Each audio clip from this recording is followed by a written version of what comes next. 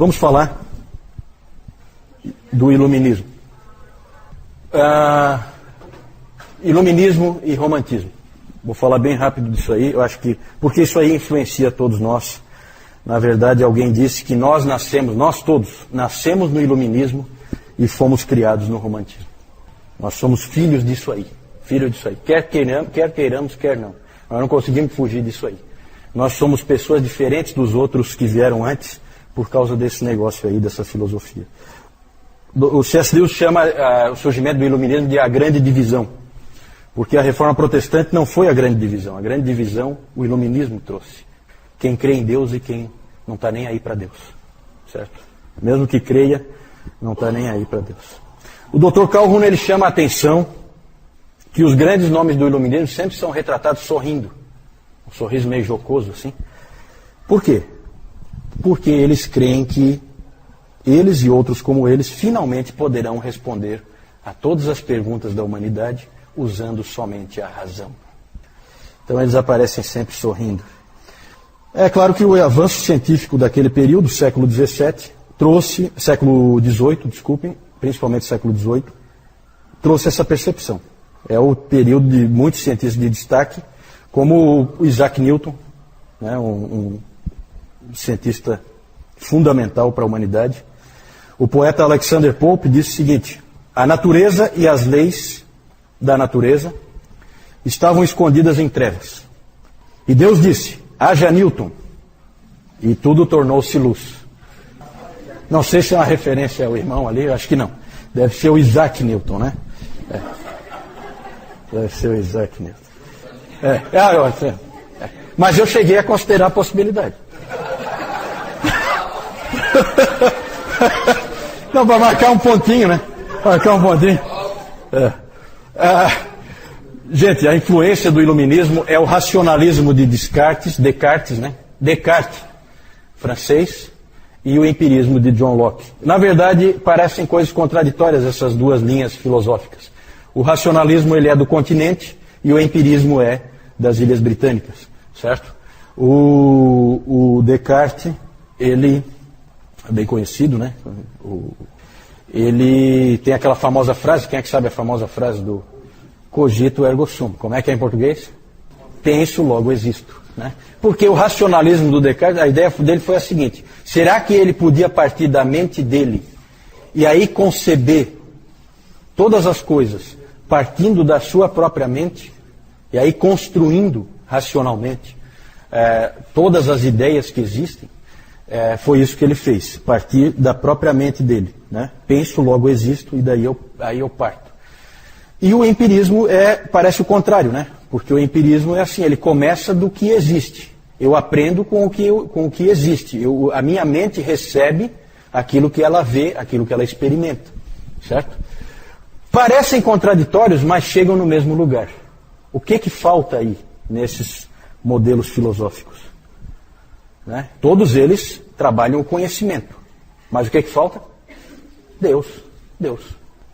O homem, tanto faz racionalismo ou empirismo, é o homem que conhece por seus próprios meios, não precisando de nenhuma ajuda externa. Então Deus está jogado na lata do lixo aí nesses modelos. São abordagens diferentes, mas chegam ao mesmo ponto. Do iluminismo surgiu uma nova forma de religião a que se dá o nome de deísmo. Era uma religião racional. Certo? Deus criou todas as coisas e foi embora. É o grande arquiteto do universo. Certo? É o relojoeiro que deu corda no relógio e foi embora. E agora o homem é senhor da criação e é ele que vive, não existe relacionamento com esse Deus. Isso é o deísmo. Os expoentes aí do iluminismo são Voltaire, Diderot, Thomas Jefferson, dos Estados Unidos, né? O Isaac Newton, numa linha mais científica, né? Antes eu coloquei ali o Isaac Newton, ele sempre se disse cristão, só que ele recusou a administração da extrema-unção, ele recusou, o que foi estranho, e há hoje pesquisas mostrando que ele, na verdade, era um herege disfarçado. Ele acreditava em várias doutrinas heréticas. Então tome um pouco de cuidado quando você sai afirmando que Newton, o grande Isaac Newton era cristão e tal, né? Cristão, mais ou menos. Né? Cuidado, não força demais, né? Porque alguns indícios mostram que ele tudo isso possível, tá? Pode ser que ele tenha feito parte dos Rosa Cruzes também, né? Mas ele realmente, ele era inclusive um teólogo, ele escreveu um comentário do livro de Daniel, ele lia a Bíblia, certo? Mas não sei se era um cristão nascido de novo. Não vou entrar em detalhes aí. Junto com o iluminismo, veio um irmão rebelde, o romantismo. O romantismo, ele começou, se acha, né, que começou quando Jean-Jacques Rousseau, ele estava numa ilha, diante de um lago, e de repente ele sentiu que ele era um com a natureza. Alguém disse que o romantismo é sinto, logo existo. Certo? É um contraponto, é o sentimento, né? Então, no século XVIII, os filósofos fazem uma separação entre mente e coração. Separação que não existia antes. Hoje todos nós temos separado a nossa mente do nosso coração. Certo? Porque nós fomos, como aquele sujeito disse, nós nascemos no iluminismo e fomos criados no romantismo. Certo? Nós somos filhos disso. Então, só o Evangelho pode unir de novo a mente e o coração. O iluminismo sempre trabalha a mente e a razão e acaba caindo no deísmo. E o romantismo aponta sempre para o coração, para as emoções, e acaba caindo no panteísmo.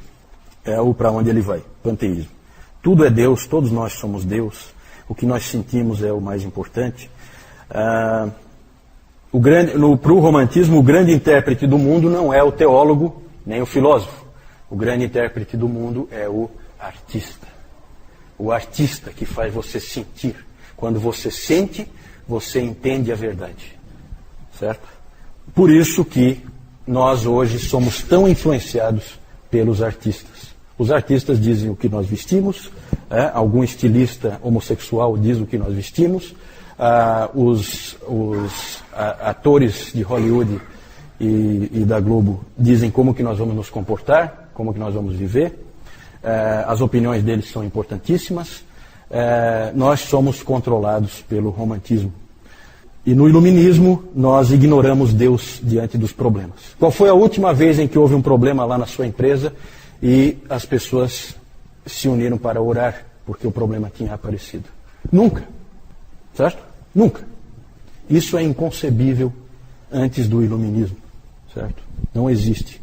Deus está por trás de tudo. No iluminismo, não. O homem resolve tudo. Nós vamos dar um jeito. Me dê um tempo aí que eu vou dar um jeito. O homem é independente. A sua mente funciona independentemente. Na religião, a principal influência romântica veio do Friedrich Schleiermacher e a sua religião interior. Ele era um pastor, ele começou a dizer que o nosso entendimento de Deus no Evangelho não vem do pensamento de nossas mentes, ou da revelação, lendo na Bíblia, mas vem do nosso sentimento interior de absoluta dependência, na medida em que nos encontramos totalmente dependentes de Deus. A teologia passa a ser mais subjetiva, é o que eu sinto. Eu sinto que isso aqui é verdade. Não importa o que a Bíblia diz, é o que eu sinto. Todas as igrejas sofrem com isso hoje, né? Antes se procurava minar a autoridade da Bíblia. Hoje não precisa mais. Porque se o indivíduo não sentir que aquilo ali é verdade para ele, então não é. Né? O individualismo fica fortíssimo. Porque eu sou... tem aquela famosa frase do Ralph Waldo Emerson. Né? Não sei se é alguma referência ao nosso irmão ali. Né? Mas esse Emerson é o pai do transcendentalismo. E ele dizia aquela famosa frase. Obedeça a você mesmo. Certo? É isso que todo homem moderno, contemporâneo, faz. Ele obedece a si mesmo. Certo? Ele faz o que ele tem vontade. Né? Imagine o problema que isso é para o cristianismo. Certo? Mas isso é romantismo. O que eu senti no coração é isso que eu vou fazer. Na verdade, a teologia, então, passa a ser mais objetiva. Não é mais assim diz o Senhor, ou a Bíblia diz isso. Passou a ser mais do tipo, eu penso, eu sinto, eu creio. Então, esse é o tipo de homem com o qual nós temos que lidar, tanto nos outros como em nós mesmos. Né? Homem que não pensa em Deus num primeiro momento, pensa sempre em resolver o problema ele mesmo, confia muito na sua capacidade e na capacidade dos outros, e faz o que quer, faz o que sente, e vive como sente que deve viver. Né? Esse é o homem moderno. Não foi sempre assim. Os homens que viveram antes dessas filosofias aí eram homens e mulheres diferentes. Né? Hoje em dia a gente vê a dificuldade que é para você ter as igrejas seguindo a palavra de Deus. Né? Por quê? Porque é racional. Né? É racional. O que diz ali é para você fazer. Ah, não, mas eu sinto assim, eu sinto assado. Né? Quantas vezes o Nilton tem que vir aqui falar de questões do casal, do marido ter que assumir a liderança da família, numa família puritana? Isso é garantido, eles não são iluministas, e nem românticos. Né? A mulher ser submissa numa família puritana, está garantido, não são iluministas, não são românticos. Certo? É outro tipo de pessoa. Isso vai acontecer naturalmente. Hoje é difícil. Hoje você pega um livro cristão que fala, por exemplo, sobre o casamento, e aí vem ali dicas de como que o casal deve se relacionar. E aí você vai ver, maridos, elogiem sempre as suas esposas, nunca critiquem. Como diz a Bíblia, né? Né? Recomendações assim esquisitas que vêm da psicologia, nunca vieram desse livro, né? Mas que são assim estranhas, mas que na verdade falam assim, olha, é assim que você lida com a sua esposa, que é iluminista e romântica. De outra maneira você vai ter um problema muito sério. Essa é a palavra que está passada ali. Então mudou tudo. Mudou a teologia, mudou a maneira de pensar, mudou a igreja. Por isso que a gente tem que falar um pouco de iluminismo e romantismo, porque nós somos pessoas comuns, mas as filosofias em voga nos afetam e nos afetam muito, e a gente nem percebe, porque a gente já nasce dentro dela. Né? Então a gente não tem como saber. Tá legal, gente? Vamos parar por aqui. Pode passar aí só para eu mostrar as figuras, para não ficar essa parte aí. Vamos ver se eu lembro quem são esses aí. Ó. Sempre sorrindo, né? Olha o sorrisinho irônico do Voltaire. Certo? Diderot ali em cima, Thomas Jefferson. O Descartes está mais carrancudo, mas é porque ele não é do iluminismo, ele é antes, né? Então ele está um pouquinho mais carrancudo. Esse aqui é o David Hume, eu ia falar, mas eu pulei. Pode passar. Lá, quem é aquele lá? Isaac Newton, né? Isaac Newton com a sua cabeleira. Há uma semelhança, né? Tirando o cabelo, tirando a franja, tá? Né? John Locke, aqui embaixo. Esse aqui é o Schleiermacher. Tá meio doentinho, né? Já tá com o pé na cova, coitado. Esse aqui é o Rousseau.